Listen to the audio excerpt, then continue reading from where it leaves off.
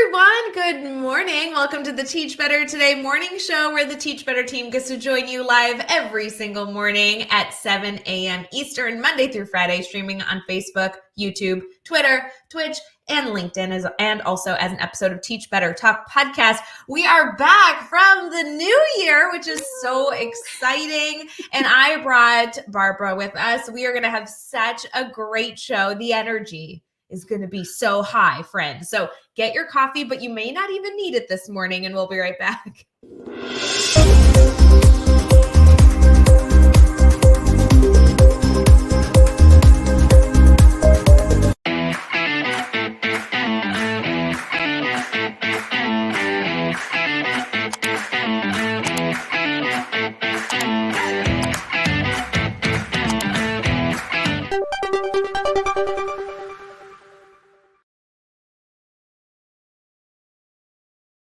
Good morning, everyone. I got my vanilla latte ready for the fun, and Barbara's here. How are you, Barbara? Hey, I'm doing great. Happy New Year, Ray.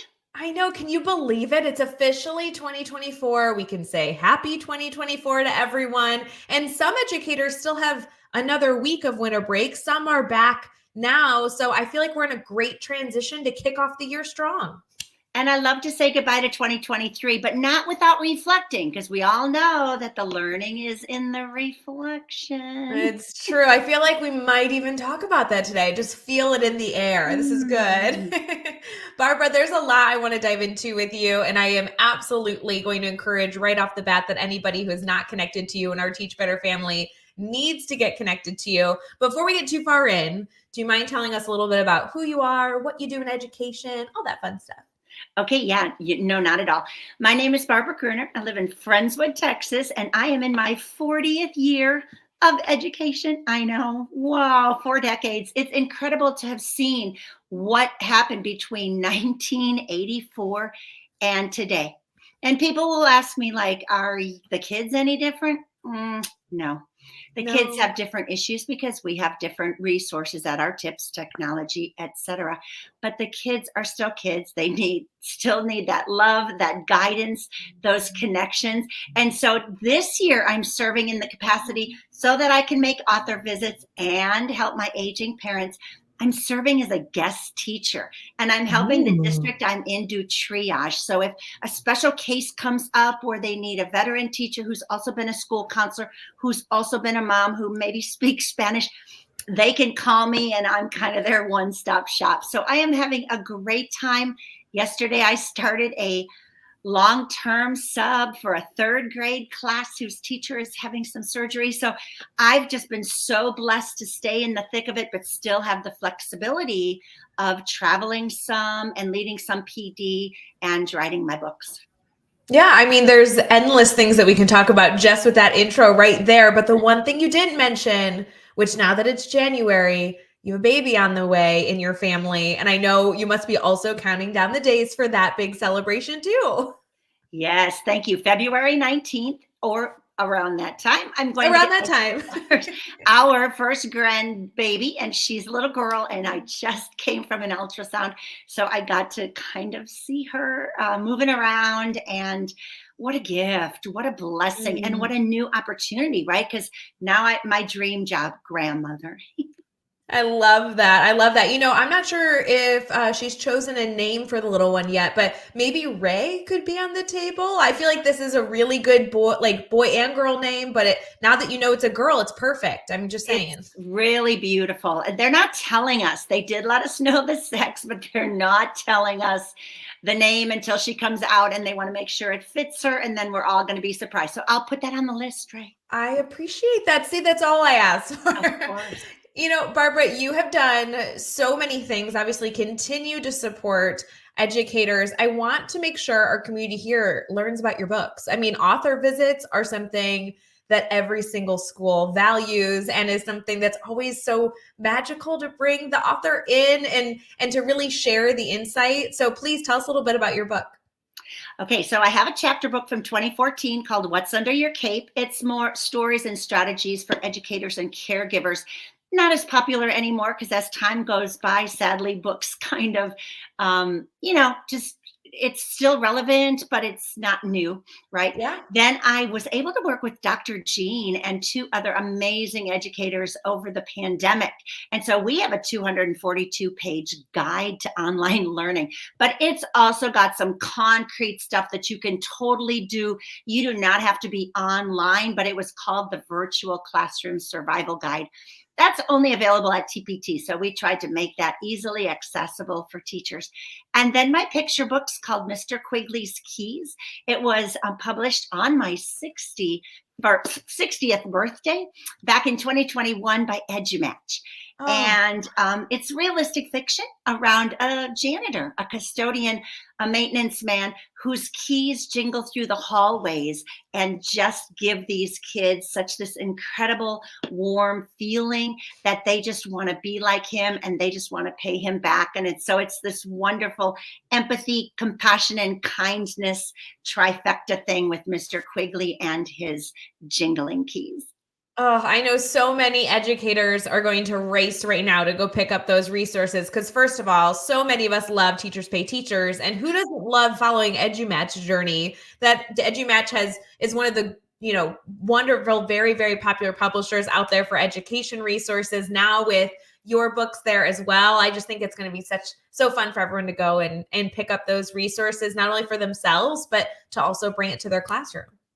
Thank you. I was on an author visit a few weeks back at this amazing school, and they had 2 grade levels per session, but it was cozy because it was in the library. So we were all squished. I had this big key.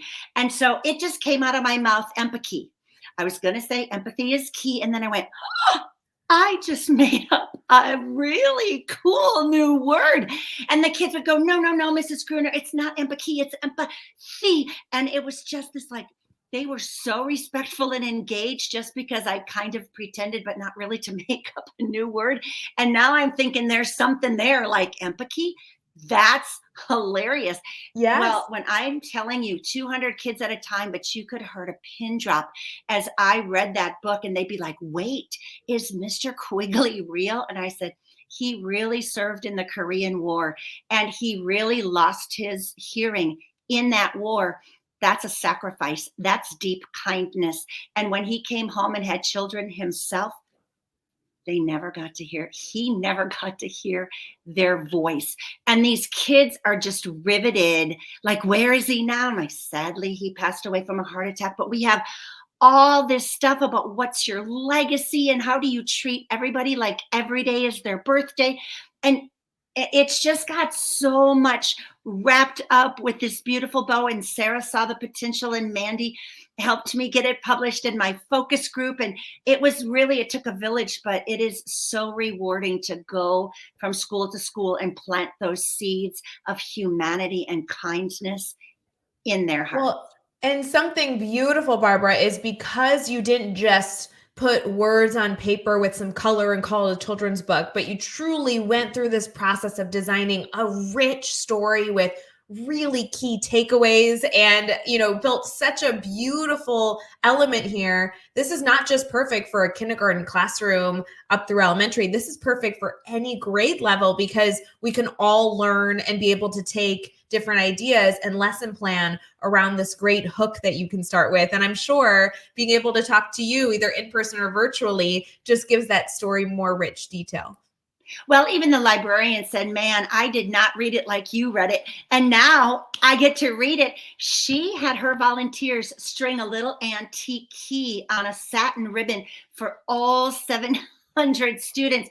And so on the way out, they all got this key that's kind of their takeaway. And does this unlock anything? And I said, it could unlock somebody's heart or maybe your imagination and the metaphor with keys and locks. And even if you want to take it, Mr. Quigley's a can-doer, you can take it further and say old locks don't open new doors. And all of a sudden you have this so much, value around something as simple as a key. I love this concept. And I think that this is even great to bring in as early as tomorrow to your classroom, right? Teachers listening right now, this might be something that can start the semester off with that, not only the magic, but the real reflection that comes from bringing this in just around the new year, don't you think? I do. And we put ASL, American Sign Language, in the book because Mr. Quigley is deaf. And so we talk about deafness. And then my illustrator did such a beautiful job of making a diverse classroom. So there's diversity and hearing impairment. There are so many different layers. Sometimes I think we put too much into one book, if that's possible. No, Nope. but Sarah is the mastermind, and when she said it was a go, and she loved that he was an unsung hero because he's the custodian, but it's not about the title, right? We all know that. That's nothing new. It's about how he moves about the world and truly treats every kid like it's their birthday every day. So special. Friends, we're going to transition here into our team talk, but I want to give a huge shout out to Sarah and Mandy from EduMatch, and especially encourage all of you to go pick up not only all of Barbara's books, but especially this incredible children's book that's out. This is appropriate for any age level, and I am confident that if you reach out to Barbara after grabbing your copy, that she can give you some great ideas for lesson plans that are appropriate for your students in your community with skills they need to work on. Because I love that there's an enormous amount of details with this book that gives us so many cool options. We'll be right back.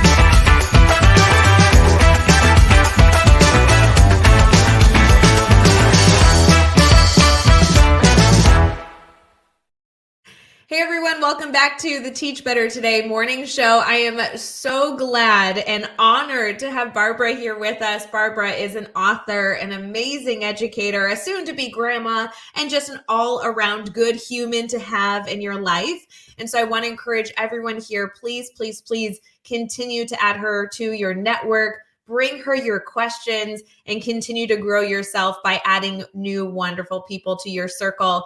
Barbara, during our team talk, we love to focus on anything that our community can maybe take away and incorporate into their day. It's Tuesday morning, it's January, we're all coming off of this winter break, and we definitely want to make sure that this semester is full of a big impact. So if you had to think through an idea that you really hope our educators keep in mind for whether it be today, this week, this month, this whole semester, what do you feel like you want to challenge our teachers to think through?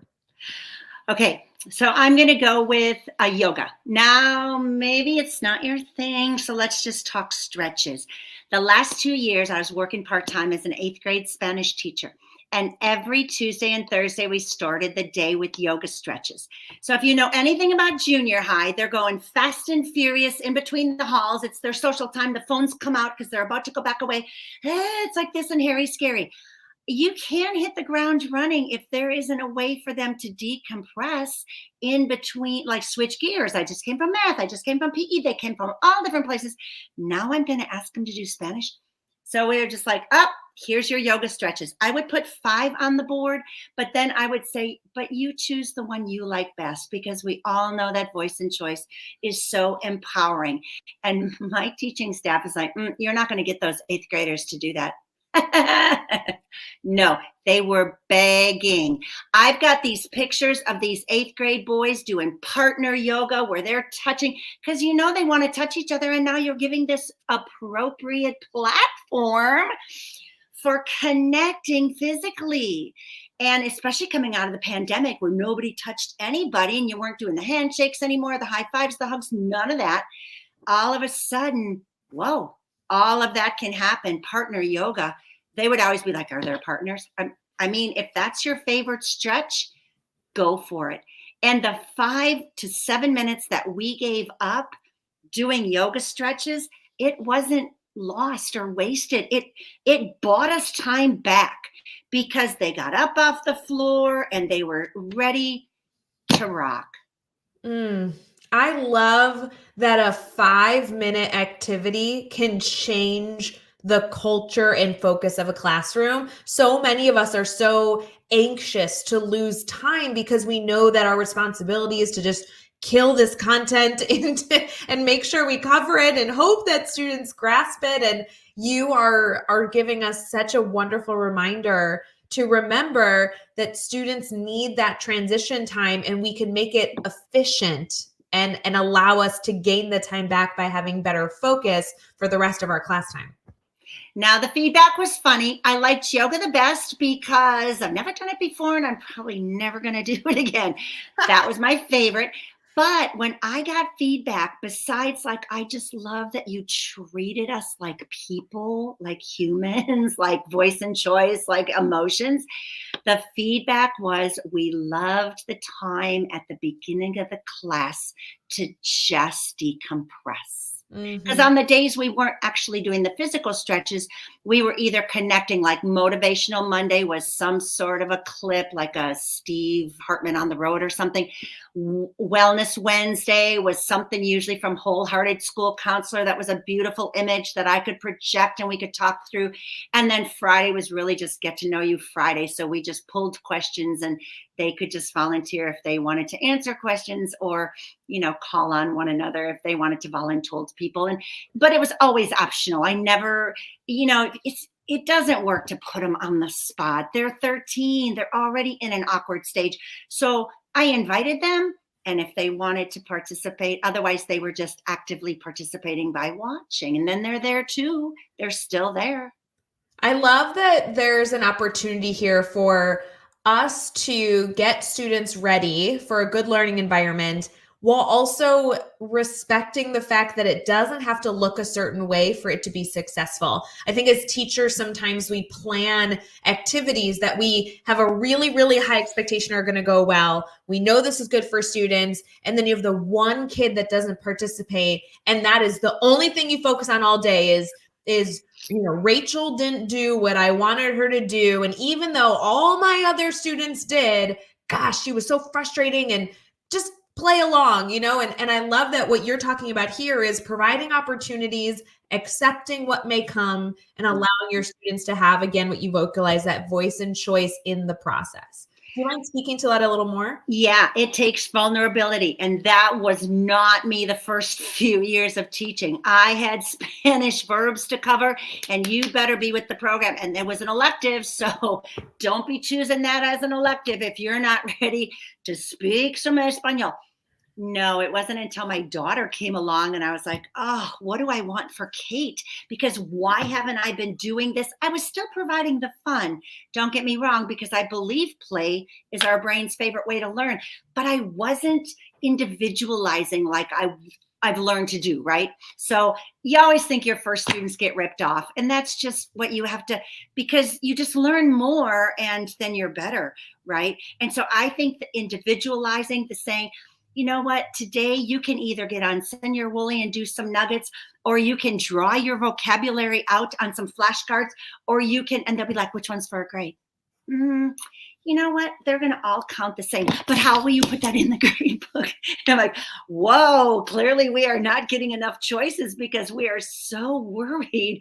But I'm like, y'all know yourselves as learners better than I do. So if I can front load that and provide you some choices, now I found another way to meet your SEL needs, but I have to be vulnerable and let go of the reins for that to happen. I think that this is such a key reminder, and I would love to challenge our community here to think a little bit about how they kind of do that for themselves as they go through the day. I know for me, I have I don't know, Barbara, maybe 3 different hobbies, right? On not education related, 3 different things I like to do. They make me feel good every time I do them, but they're all very different, right? One is I like to watch soccer and I like to just watch the sport for English Premier League. One is I like to get on my workout clothes and I get to go on a walk with the dogs. Sometimes I like to sit down and do watercolor. And depending on how I'm feeling and what my brain needs, I choose different options. This is the same thing that you're choosing for your students. You're saying, we have an end goal. We want to feel good at the end, maybe learn something, maybe gain something from the experience. but doesn't need to be done the same way. And depending on the day, you might choose different things. And I accept that that is a part of our humanity in working with kids. I love this reminder. Yeah. Do you want to do a word search? Does it count? The same as if you get on and do send your woolly nuggets. But okay, the more we do that, the less awkward and weird it's going to feel, not only to us, but to our class family. Mhm. And then throw this one. Hey, which game would you like to play today? Oh, how about that Family Feud game? All right. Do you want to run the questions? Huh? They're like, we could do that? Get out of their way. Yeah, Like, they so are fun. 13, they are going to high school. If I don't let them lead, when are they going to learn to lead? They'll be thrown into leadership so they can bulk up their resume, and they won't even know how to do it if I haven't done that from kindergarten on. Yeah, I love that. Really, what you're doing is you're creating almost a toolkit of different opportunities, and you're pulling out a few every day to say, let's see if we can try it this way. Let's see if you enjoy this skill. I love that you can even offer maybe the same 6 options, but because the content changes, students might choose different mediums and modalities to engage with. I think this is such a good ability to make something possibly seen as overwhelming into a scalable routine. Well, and it's funny too, because they said, well, you better get a seating chart ready, because I had been out of the classroom being a school counselor for 27 years. So going back into the Spanish classroom, they're like, you're going to need a seating chart. And I'm like, why? Aren't they responsible learners? And they laughed at me. They said, no, maybe you can have fun, free seat Friday, but you're going to need a seating chart. Well, when it didn't work out with this one kid, I said, that's it. And it turns out he was supposed to be closer anyway to me. But then I thought, no. He came to me, can I have my, you know what, we're going to talk about that. And so here comes the vulnerability. We start the class with, Levi, I need to apologize. I got frustrated with you yesterday and I moved your seat without thinking it through. Would you like to try that seat again? Would you like to try? Is there somewhere else before my knee-jerk reaction seat where you would like to be? Now, I would have never apologized to a kid when I first started because, well, we were supposed to ride our broomsticks until Halloween. Adults, we know best. Girl. And my advisor, my evaluator actually happened to walk in. I'm apologizing to this kid and asking him where he wants to sit. And it's one of those like, is she really doing that? But I do that because I want to trust them first. And then if I can't, we can have a courageous conversation, but not in a knee-jerk, I'm in charge and how dare he disrupt my class. No, I'm the grown-up and I'm supposed to stay in better control if I'm modeling what I want when they get frustrated from them. So good, Barbara. I could talk to you forever. We do a 12-hour live here in our community. Usually it falls like end of February, early March. And I feel like you and I could just do the 12-hour live and just have an absolute ball. But I want to make sure that first off, our teachers are set for the day. One of the things I want to make sure they're set for the day for is how to connect with you, because that's going to be a for sure action item on everyone's morning to-do list. If they're not already following you on social media, picking up your book, going into your DMs and saying they loved you on the Teach Better Today morning show, how can our community stay connected? Thank you. I blog over at the Corner on Character. So it's corneroncharacter.com pretty regularly. Been doing that since 2011 when Blogger put Blogspot on the market. I also have barbaragruenerauthor.com. And so I periodically just talk about what I've done as far as author visits and what I saw and what I heard. And that's so much fun to just review. People can learn more about the book specifically there, barbaragruenerauthor.com. I'm also on Twitter, which is now X, which may or may not be going away. No one knows what to call that. Every time I interview someone, they're, like X, formerly Twitter, whatever we're calling it. I'm like, I think that entire sentence is the title now. I'm pretty sure. It's kind of, I don't know. I'm not seeing my friends on there as much anymore, but I'm still there at Barbara Gruener. And then my book has a Facebook page, Mr. Quigley's Keys.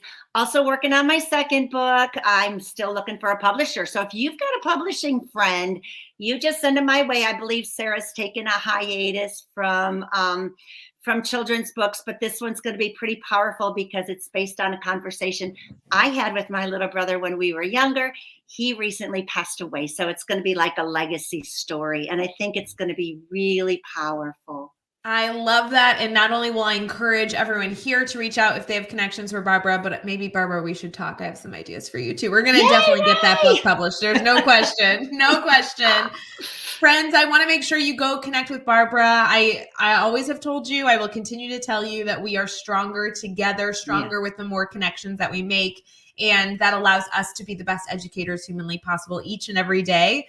We want to make sure that you also have a wonderful day ahead. And if you need anything or struggle to connect with Barbara, direct message me. I would love to help in any way, shape, or form to get you connected to Barbara and to get you any resources you need. So we hope you all have a wonderful day. And Barbara, thank you again for joining the live show. It was so fabulous getting to talk to you. Thank you, Ray. It's so fun to see you in person and like interact because I've been following you for a very long time. And I'm so proud of you. Keep up the hard work. Same friend. All right, everyone. We'll see you soon. Bye, guys. Hey, Teach Better community. Thank you so much for joining the Teach Better Today morning show every single weekday at 7 a.m. Eastern. We have so many resources for you outside of this live stream at teachbetter.com, including blogs, podcasts, and professional development that will bring our team to your school. Wherever you are listening from this morning, please make sure you are sharing and celebrating the incredible educators in this world. And hey, if you are listening over on a podcast to Teach Better Talk, we would love a 5-star review. The comments are always so entertaining. We'll see you tomorrow.